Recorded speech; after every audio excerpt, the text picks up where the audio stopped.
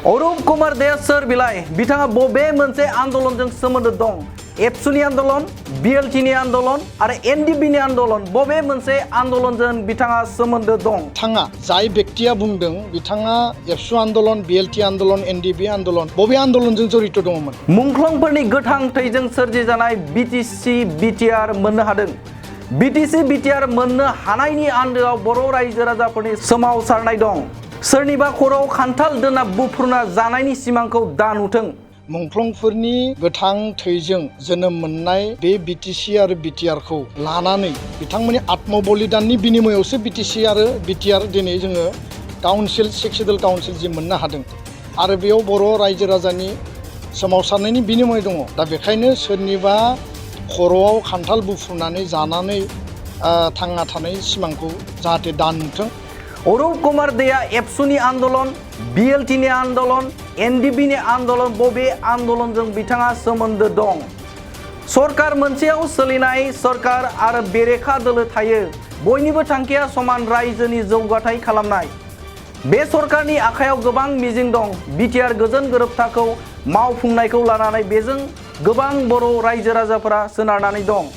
जायनि मेलेमाव जायनि सानायाव बेफोर बाथ्राया फैदों एबा जाखांदों बे गासैखौ बाद होनाया मोजां, नङाब्ला बिनि थासारिया गाज्रि जागोन।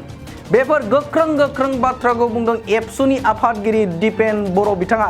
दानिया फैदो बिथाङा मा बुंदों नोंथांमोननि गेजेराव बड'लेण्ड बुब्लिया लाबोदों। ना बे खोथानि सायाव आंहाथ' रिप्लाइ होनो गोनां गैया, खारन बे मोनसे पलिटिकेल मेटार। किन्तु नैबे खोथाखौसो आं स्पष्टयै बुंनो नागिरो जे बिटिसि आरो बिटिआर दानायनि आन्दोआव बा जोनोमनि आन्दोआव 34 इयार्स जि बड'लेण्ड आन्दलन आरो बे बड'लेण्ड आन्दलनाव एबसुनि आन्दलन, बिएलटि, एनडिबिनि आन्दलन मोनथामजों लोगो नांनानै 5000नि बारा मुंख्लं जादों। मुंख्लंफोरनि गोथां थैजों जोनोम मोननाय बे बिटिसि आरो बिटिआरखौ लानानै बिथांमोननि आत्मबलिदाननि बिनिमयावसो बिटिसि आरो बिटिआर दिनै जोङो काउन्सिल सेक्सुयेल काउन्सिल जि मोननो हादों आरो बेयाव बर' रायजो राजानि सोमावसारनायनि बिनिमय दङ। दा बेखौ लानानै सोरबाया माने मतामत होगोन, सोरबाया माने बायदिसिना खोथा बुंगोन। जोंहा बेयाव माने गोबां साननांगौ दङ आरो बेखौ जों मालाबाबो माने एक्सेप्ट खालामनाय नङा।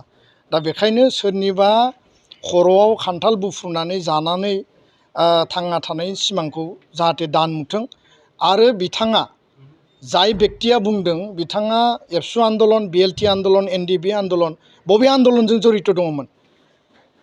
सरकार मोनसेयाव रुलिं आरो अपोजिसन थायो। बयनिबो मोनसे कमन उद्देश्यआ जाबाय जे रायजो राजानि जौगानायनि थाखाय हाबा मावनांगौ आरो बे सरकारखौ लानानै बड'लेण्ड ओनसोलनि गासै रायजो राजानि मोनसे सिमां दङ जे बिटिआर एकर्ड इमप्लिमेन्टेसना जाथों आरो जौगानायनि हाबाफारि मावथों। दा बेबायदि मोनसे परिबेसाव बबेबा स्टेटआव जानाय मोनसे थासारि बायदि जोंनि काउन्सिलाव जुदि सोरबाया दिनै लाबोनो नागिरदोंब्ला बेखौ दुलाराय बर' फरायसा आफादा रायजो राजानि सार्थआव, एकर्डनि सार्थआव जों मालाबाबो गनायनाय नङा आरो बेबायदि व्यक्तिनि बेबायदि स्टेटमेन्टखौ लानानै जोङो टटेलि अपोज खालामो आरो रिजेक्ट खालामो आरो भबिष्यताव जाहाथे काउन्सिला रायजो राजानि सार्थआव खामानि मावो, एकर्डनि सार्थआव खामानि मावगोन आरो बे मेन्डेटखौ लानानै बिथांमोना सरकार दादों आरो बे मेन्डेटनि गेजेरजोंनो बिथांमोना खामानि मावगासिनो दङ बेखौ जोङो बिसास खालामो। दा बेखायनो दुलाराय बर' फरायसा आफादा राजनितिक बाथ्राखौ लानानै जों कमेन्ट होनो नागिराखै, किन्तु बाथ्राया जाहैबाय जे बेबायदि जि मोनसे सिन्ता, बेबायदि मोनसे माने साननाय जायनि मेलेमाव फैदों बेखौ बे टटेलि बाद होनाया मोजां आरो नङाबा बिनि परिबेसा माने भयंकर जानो हायो आरो बेबायदि परिबेसखौ थांनाय 34 इयार्सआव नुबाय। खारन संग्रामनि बिनिमयावसो माने एकर्ड जादों, एकर्डनि उनाव नैबे काउन्सिला दाजादों आरो बे काउन्सिलखौ लानानै जोंहा माने बर' हारिनि बे ओनसोलनि भबिष्यत माने सिमां आरो जोंनि आल्टिमेट जि माने जि सिमां बिनि जोंहा बेयाव मिजिं दङ आरो बे मिजिंखौ सोरबाया जुदि सिमफायनो नागिरोब्ला बेखौ लानानै रावबो रायजो राजाया माने एक्सेप्ट खालामनाय नङा। गोजोन्थों। पायनियर एकाडेमि बरमायाव एचएस फार्स्ट इयारनि मुं थिसननाया सोलिगासिनो दं। पायनियर एकाडेमि बरमायाव एचएस फार्स्ट इयारनि साइन्स आरो आर्ट्स मोन्नैबो आयदानि मुं थिसननाया सोलिगासिनो दं।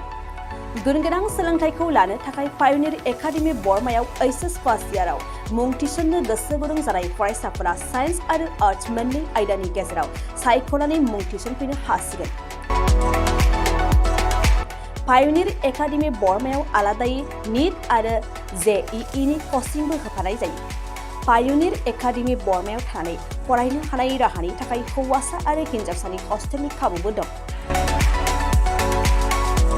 बेनिखायनो गोसो गुदुं फरायसा आरो बिगोमा नोंथांमोनहा 9707537065 8638054125 6000410073 7576020620 नङाब्ला www.pioneeracademyborma.organization आरो pioneeracademyborma@gmail.com नि गेजेरजों फोनांजाब खालामनो हागोन।